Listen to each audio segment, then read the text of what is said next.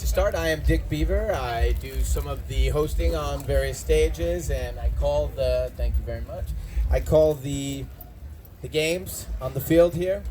And before I did that, I was a builder and a counselor, so I think I've been to every Dirtybird festival there's been. So, and of course, this is Claude VonStroke, DJ. I mean, you wear so many hats, and I think I think that's even where we want to start. So, literally. So, what is your life like when you're coming into Dirtybird Campout, right? Okay, so you're about a couple of weeks out. Yeah. What's a day to day? What's your life like? What are you doing? How, I know you do so much. So can I have some insight into the specifics of that? This is a good one because I can't take credit for all this stuff. This is a pretty big team, and everybody has to work on all the different departments, every stage, every build, everything that's going to happen here, and that's not necessarily me. I'm just kind of like, here's my idea, and then I've been in the studio making an album and only being in like 45-minute meetings, and I try my best. Well, yeah. Okay, so you're checking in, but you're still doing the Right. DJ side of your life, still doing music. Okay, all right, and It's kind of like there's so many people involved. Like Elliot is our director, and Khan is the site ops, and my wife works super hard on marketing the festival almost all year round. And we have a big department: Charles, Nikki, Cole, Tia. I have a team at the office, and then Andi has a team, and our teams just punch each other in the face all day long. No, it's not true. I win. That's for sure. okay, so this is either the 6th or the 7th Dirtybird Campout Festival, somewhere about in Six. 6. Okay, so. And I'm interested. You've seen them be good? No, I've seen them all be good. I love it. I want you to. I feel like this is a very unique festival and have such a wonderful time. And when I'm back out in regular land, I'm talking about it to all the people I know. So, what were the origins before the first one that I came to? What were the origins? How did this get started? Who were you talking to? Yeah. Where did this all start? So when I was a little kid, my best friend's name was Ben Sterling, and he convinced me to go to Adirondack Swim and Trip Camp in the Adirondack Mountains. And it was a sleepaway camp for kids. And it was just a guy named Joe, and he threw this camp. And we climbed mountains and did archery and did basically all the stupid stuff here. I mean, we do a little bit more here. There was no raving.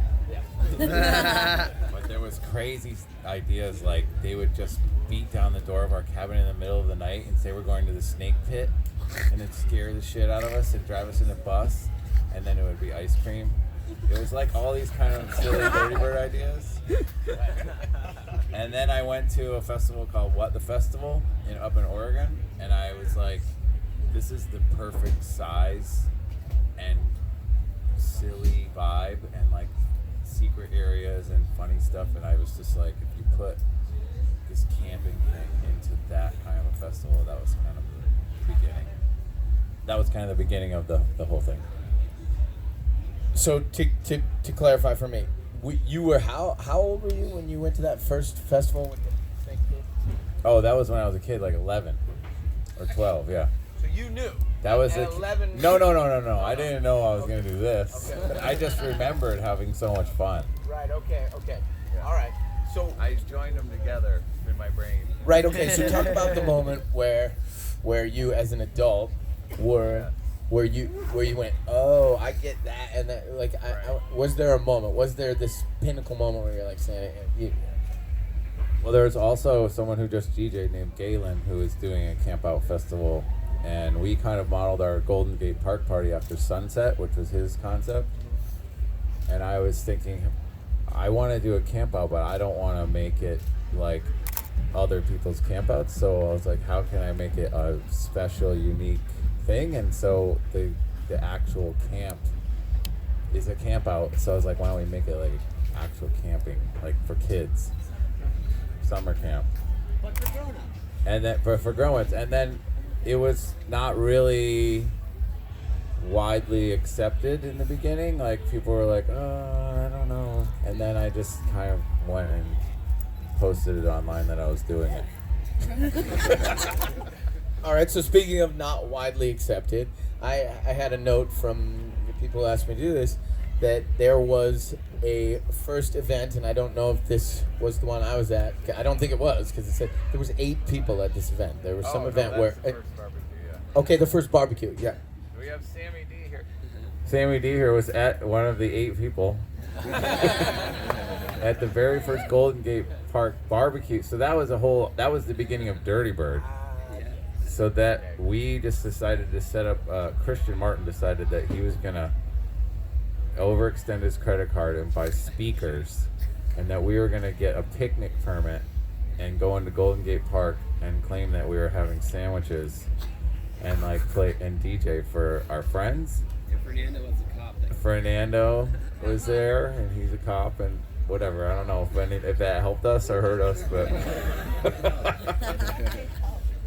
but we just did it, and no one came, and then people started coming because they heard it was nice, and it was always on Sunday, and you could just like bring a blanket and your blender or whatever. I like this idea. So it started as like a day event. We're gonna do a barbecue. Yeah. Okay. So that said, where we're sitting now, it clearly has worked, right? I mean, it's sticking. The attendees are coming. Like the next level. Yeah. This is like the whole other level of like my brain always going on overtime thinking of ideas, and this is a really good outlet because I don't know, I just never stop thinking of ideas, and this is pretty much the only place that I can actually do a lot of ideas. So it's great, and it's less annoying to just get them all done in one time to everybody that works at Dirtybird. So is there 1 or 5? Is there something you can put your finger on? You feel like, oh, this was an ingredient that we put into the soup called Dirtybird Campout, and it really made it stick, and it really, it took it from the 8 to the thousands of people that it is now. Is there something you think of? Yeah, I mean, it seems completely normal now, but the games concept was just 100% risk. We banked half of our festival on that games idea working, but nobody knew if anyone was going to do games. In fact, the people who were doing it with us were kind of like, I don't know if these people are going to actually play these games, and then it was just instant hit, and I think that changed everything. The games. Yes. And then we had people we had really special people. Really, I feel like in the first year we had a really special crew of kind of silly maniacs who all went with the concept. They actually really got into the characters, and the team leaders, who are still all the same people, got into, if you don't know all the different personalities, like Jesslyn just wants to win and she's crazy. Nick doesn't want to win at all. He's purple. Maggie's really tough. She's just gonna go for it. And who's the rest? Greens is a Greens gets pissed off anytime anyone cheats. Yeah. But it's good. Side note, Greens talked for 3 or 4 days. We had meeting after meeting after meeting before this event, and he says, we're gonna take it light.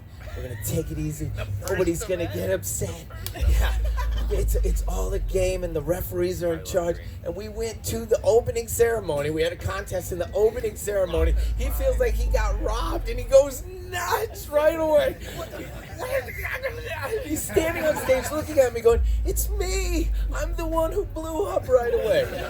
It's so true. There are so many great people. Okay, so we're 6 in, and now there's definitely, like we've just mentioned, there's people that have been here for the long haul. And then, of course, both of us, I'm sure, want more people to enjoy this. Yeah. So what is your advice from the very beginning of all of this to somebody who's looking at it and wants to come, they want to be a first-time attendee. I would say just get involved in everything that is available. The music is amazing, and then there is all this other stuff. Like, you can listen to music for 3 days straight, or you could take a break for 1 hour and just go do something silly, which is what I like to do.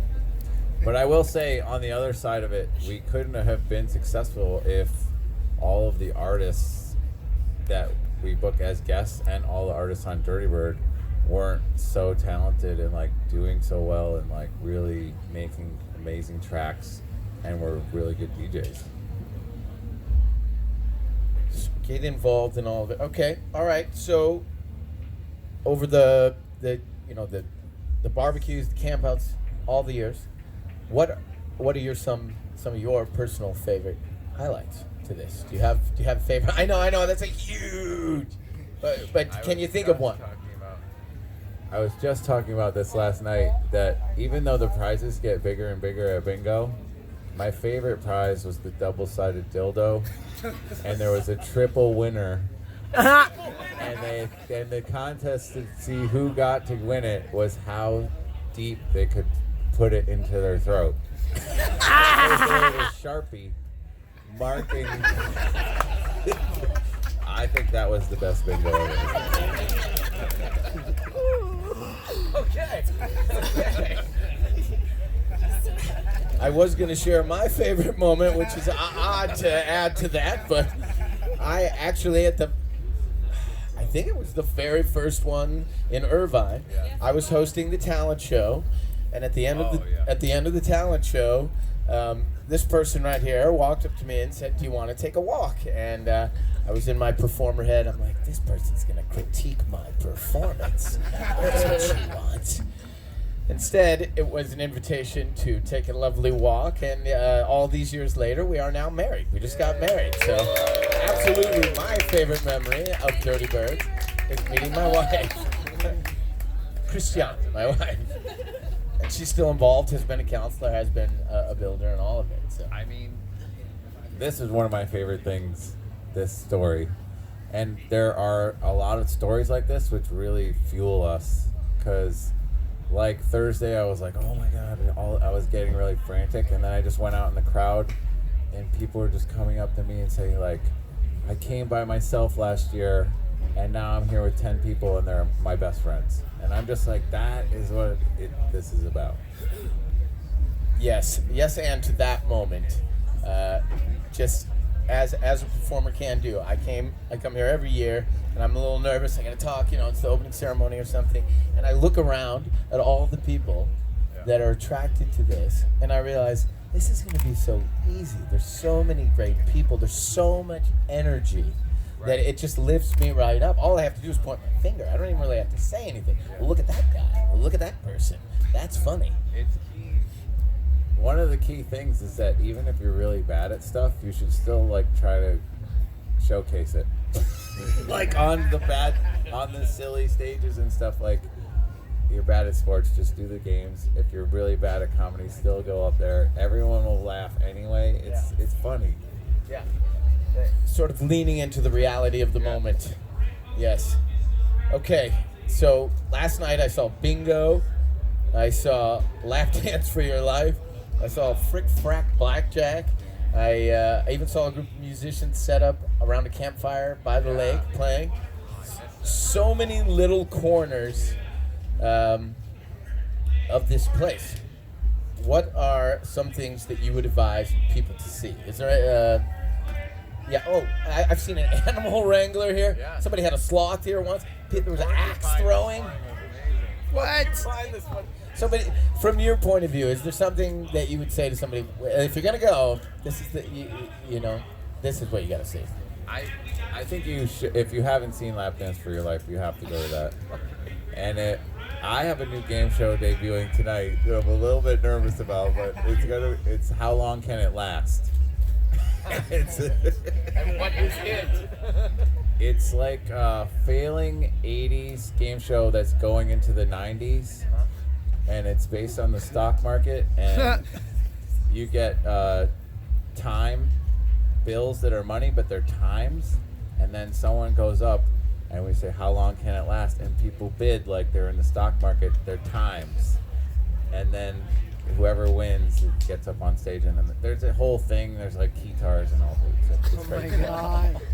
At what time? And is that Claude's cabin? That is at Claude's cabin, and that's right after the stage is closed. So I think whether it's good or not, it's gonna have people. So late night. That's late. Okay, so stick around Claude's cabin. 2:30. Blake and I have been working on this for like a month. 2:30. How long can it last? 2:30. Okay, perfect. Okay, and then of course we have mentioned the color games and all right, future. What? So I'm only good at one game, and I was good at it again today. The water balloon toss, baby hands. bend the knees. I see you out there coaching. That's a good side question. You just reminded me that I wanted to ask you. So you're up all night. Everywhere I go, everything I see, there you are, right in the middle of it. Schedule written. In a full different costume. So, I mean, I want to know, is there a secret to your energy? Like, how do you do all of that? It's a lot of smoke and mirrors. It's Phil and Ellie and Tia driving me around at like 100 miles an hour. I'm crazy, yes. As Phil is pointing out, I am crazy. And my auntie always asks me, like, why? Why? You don't have to do that. You're an idiot. This was to be my break right now, so I completely understand. The reason that we moved the Bass Lodge in, because last year it was so impossible for me to go to every DJ set because it was like 2 miles away. I missed some stuff. That's it. Obviously, that's factual, but it's hard to accept that you missed some stuff. I see you everywhere. I tip the hat to you. No, I'm not going to buy that. I see you in 9 different costumes every day. Okay, all right. So, Part of the other reason for that is because I do the lineup with Darren, and basically the lineup is just who I want to see. Like, we just book like the people that we want to see. So I want to see them because we booked them. I love that. That is honest and authentic. I mean, this is what I like. This is what we're going to do. And it's obviously working. So, for the future, what do you see? Let's say you could do, some billionaire shows up and says, would you do if you had no sky's the limit? This is a really easy answer. I would just make it free. That would be the best thing ever. Because I like it the way it is, but if it was free, it'd be insane.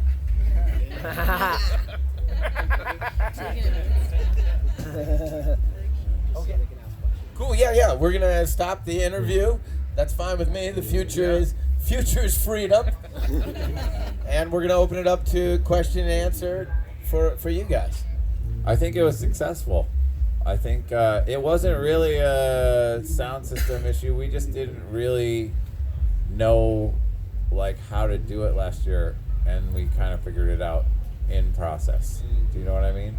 Sounds good. And I feel like it sounds better, and we've kind of worked out the kinks. It's nothing against Void. It was just needed to change it. I don't even know what that PKs, what's is. up? The speakers. That was the speakers, basically. Cool. What we're on right now. All right. PK. Yeah. Also, we have Walker and Royce and Vanessa and a few artists here if you want to ask any questions. Pillow Talk is back here somewhere. Steve Darko, I see. Is anybody else? I'm not doing. I can only do so much. I have the full game show tonight, which is basically stand-up. Can I ask when Walker and Royce gonna put out a new album? Because that self-help is like pretty like They're right amazing. behind you. One more.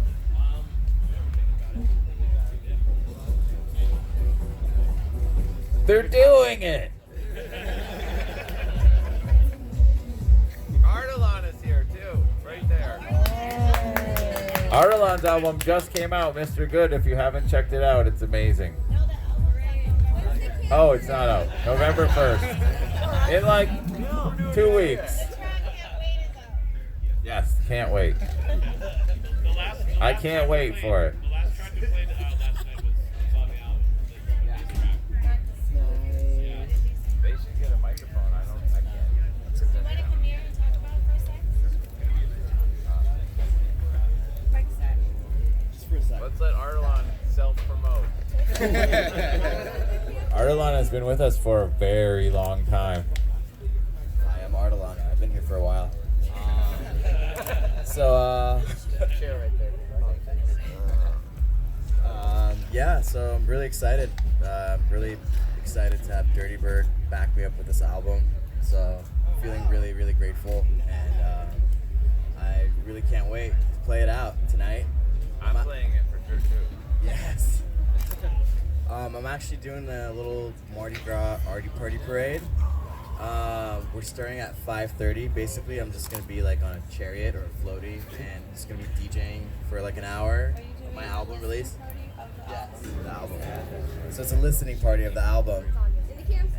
It's gonna go all around, and we have like, we have beats and like masks. It's gonna be a masquerade actually, kind of. So. Yeah, People Unity got that together, so it's awesome. Cool. So 5:30, and then we're gonna go into the sunset. Are you playing some of the tracks? Absolutely. Okay, good. Yeah. Good idea. Good idea. Might as well, right? Yeah. I'm making an album thanks to Sam, who has been helping me mix and master the tracks from Walker Royce, and that will be out next year in the beginning of the year for our 15th birthday. Wow. Sweet. With a book. Book? A book.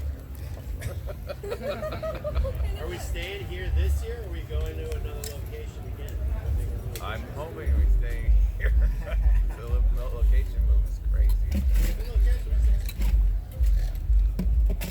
You could be a resident anywhere where we could be.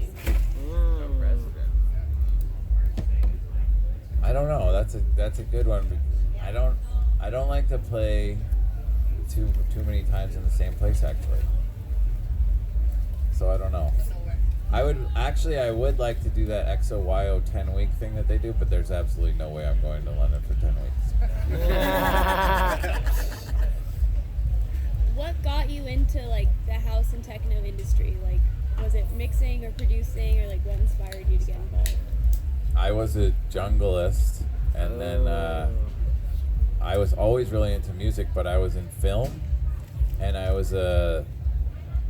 did a lot of different jobs like locations and production assistant and all this stuff, and then I got a job at a post-production house, which was like editing, and I was like working on Men's Warehouse commercials. It was you're gonna like the way you look. I guarantee it. And, I listened to that a lot of times, and so I was able to use their equipment, and then I decided that every single famous DJ in the world comes through San Francisco. So I started getting people to come out with me on Craigslist who would shoot with the camera, and I interviewed all the most famous DJs in the world at that time, which is like 1999, 2000.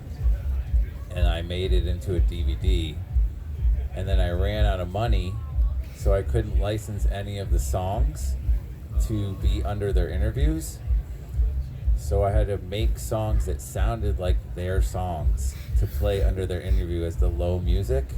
And then by the end of the DVD, I knew everything that they told me about how to become a famous DJ, and I made all the songs that sounded like theirs, so I also knew how to make house music. I like that move. Where's that mixtape? It's out there, you can find it. We have 1 minute. Yeah, we got one more. One more. Oh, what are your favorite things you've gotten from campers, like patches or? The swag is incredible. I've gotten like a glowing flashing egg this year. I've gotten just a lot of cool necklaces, and oh my god, I got a bronze butt plug with my face on it from the Cougar experience. Yes. I was like, this is a new level of gifting. All right, so to respect the time, obviously this is a busy man. Thank you guys very much. We're gonna wrap it up. Thank you. Sorry if we didn't get to your question. Trust me, you will see him out there. So go right up to him and ask him the question if you didn't get an answer. Thank you very much.